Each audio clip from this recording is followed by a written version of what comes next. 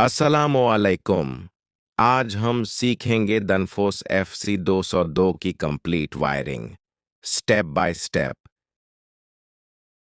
यह है डैनफोस FC 202 VFD जो इंडस्ट्रियल मोटर्स को कंट्रोल करता है स्पीड और टोरके के लिए। यहाँ हम इनेबल सिग्नल देंगे। जब स्विच ऑन होगा तो ड्राइव स्टार्ट हो जाएगी।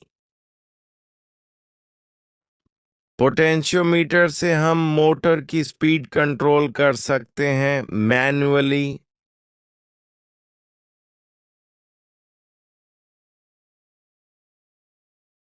ये रिले आउटपुट है जो मोटर रन या फॉल्ट सिग्नल के लिए यूज होता है। बबेस इस वायरिंग से हम मोटर की डायरेक्शन चेंज कर सकते हैं फॉरवर्ड और रिवर्स। मोटर डायरेक्ट VFD के आउटपुट टर्मिनल्स से कनेक्ट होती है, कभी भी डायरेक्ट सप्लाई न दें।